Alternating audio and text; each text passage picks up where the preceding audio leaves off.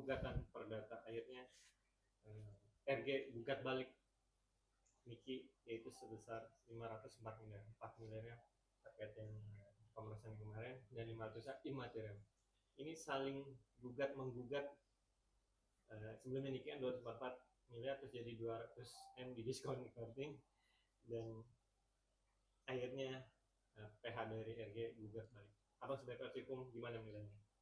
Ya, kalau kita lihat di sini ada pertikaian dua belah pihak yang artinya masih saling menuntut. Itu tuntutan tuh boleh aja kan dilakukan kan. Artinya tuntutan baik itu perdata dan kalau ada unsur pidananya digugat pidana. Tapi balik lagi, kalau kita ngomongin perdata ya, gugatan perdata itu kan tentunya ada 3 gugatan perdata itu. Kalau hasilnya yang diterima oleh para penggugat. Itu gugatannya bisa diterima, ya kan? Bisa diterima, bisa ditolak, bisa tidak diterima gugatannya. Kalau ditolak tentunya pokok perkara sudah diuji, tidak bisa banding. Tapi kalau tidak diterima itu sama aja gugatannya NO. Pokok perkaranya belum bisa dilihat. Karena kenapa? Karena dari hasil verifikasi data saja berkas perkara daripada gugatannya, baik itu korelasi daripada apa yang dituntut dan pihak-pihaknya yang dituntut tentunya itu harus bernyambung tuh, ada kesesuaiannya. Kita menuntut seseorang harus menyambung dan ada buktinya. Jadi kalau kita bicara hukum di negeri Indonesia ini, ya, yang salah itu belum tentu salah. Yang menang itu belum tentu menang. Yang benar itu belum tentu menang. Jadi kalau bicara hukum itu interpretasi. Jadi bagaimana seni interpretasi terhadap bagaimana kita melihat hukum dari segi objektifnya. Apa itu? Karena memang kalau kita menggugat sesuatu tapi nggak bersesuai, tidak ada, kan material imaterial. Kalau material itu yang menyangkut kerugian yang bisa dibuktikan. Imaterial itu adalah bentuk-bentuk kerugian yang memang benar-benar karena ada akibat hukum, ada akibat sesuatu, menyebabkan seseorang ini mengalami ya kerugian imaterial, kerugian yang tidak berwujud tetapi dirasakan oleh dia gitu. Jadi kalau dia rasakan itu ada kerugian, maka itulah yang digugat. Bahwa kerugian itu no limit, bisa aja 1 triliun sekalipun. Tapi apakah gugatan itu nanti diterima? Apakah gugatan itu diakomodir oleh majelis hakim? Dalam hal ini, dalam gugatan perdata. Wah, yang tadi seperti abang bilang, dari pihaknya RG bilang yang gugatan material yang 500 M dia bilang selama ini ada gangguan psikis, mental, sampai RG sakit, sampai keluarga juga terkena dampak dari postingan yang review kemarin itu yang 9 bulan yang lalu itu. Itu yang membuat 500 M lah tercetus. Sah-sah saja juga abang mau berapa seperti abang desa juga. Tapi buat abang sendiri, ini saling materi ini ke 200, ini gimana nih bang? Buat abang sendiri itu. Iya, kalau bergulirnya dalam proses hukum, tentunya nanti diuji lah. Bagaimana hakim ini bisa melihat dari kacamata hakim sendiri. Karena nanti begitu berkas itu, gugatan dan alat buktinya semua disampaikan nanti di fakta sidang perdata, tentunya harus ada berkesesuaian yang mempunyai faktual gitu loh, yang punya wujud. Jadi gitu. Kalau kita bicara masalah materi boleh aja, karena sekarang ini posisinya RG ini sudah melaporkan dan sudah dijadikan tersangka, bahkan juga sudah putus. Ada putusan tingkat pertama yang sedang melakukan banding. Tentu sudah 4 tahun. Tandanya sudah menyatakan bersalah, ya. Nah, ini sekarang digugatlah dengan imaterial. Bagaimana? Karena memang ada dampak-dampak yang dirasakan RG, ya kan? Dan juga pihak NM juga melaporkan juga nih, menggugat juga sama. Ya ntar dibuktikan nih, ada nggak kesesuaiannya terhadap apa yang dia gugat? Apa sih dia rugi apa? Bagaimana dia rugi? Nah, semua itu berupaya hukum. Upaya hukum di dalam proses baik itu sebagai terdakwa ataupun terlapor, apa itu pelapor, itu boleh aja. Namanya kan upaya.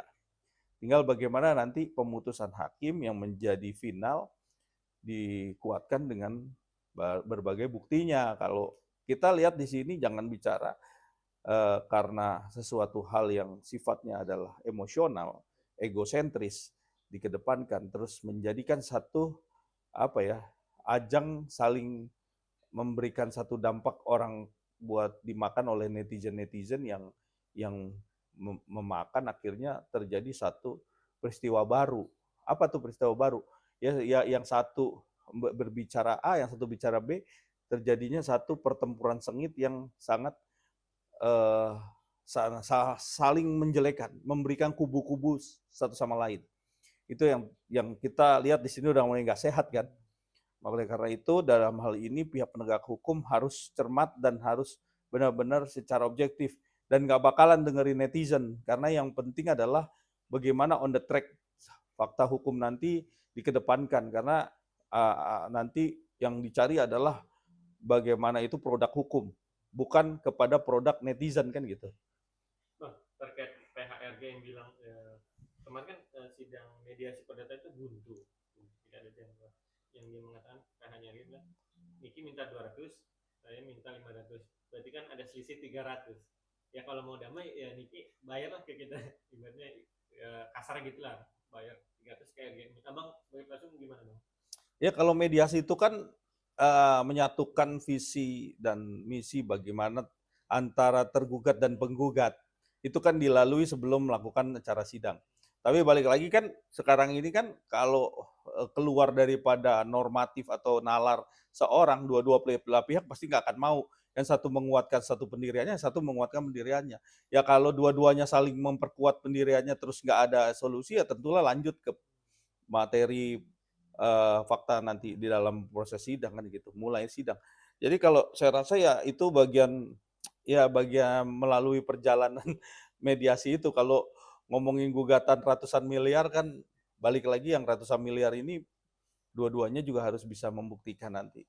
Tapi nggak apa-apa, itu bagian fenomenal dari satu kasus yang sampai saat ini masih memberikan satu ketidaksesuaian hati daripada baik itu terlapor, baik itu juga pelapor, dua-dua belah pihak. Bang, terakhir ini menyangkut sedikit Bang sebagai PH-nya Kak Fitri ya, yang ada selentingan gosip miring katanya kabarnya diduga Kak Fitri menerima uang dari RG Dr. Zakaria senilai 200 M.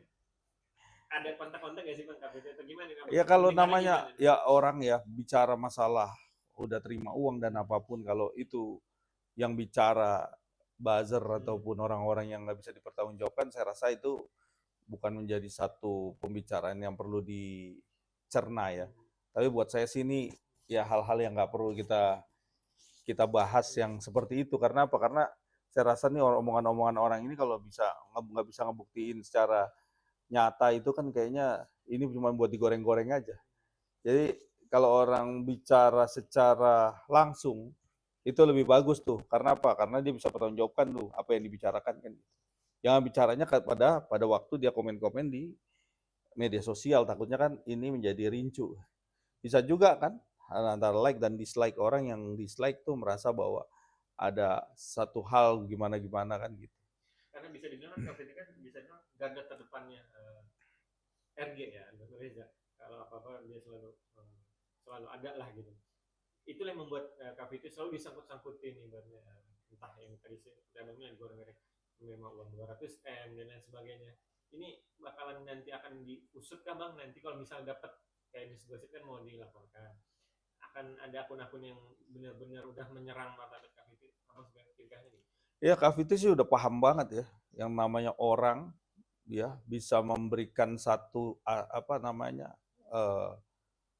opini ataupun memberikan satu bukti kalau memang itu benar ya, kalau untuk nggak benar ya tentunya pasti dilaporkan aja kan, karena orang ini udah nggak bicaranya udah di luar batas normal kan gitu.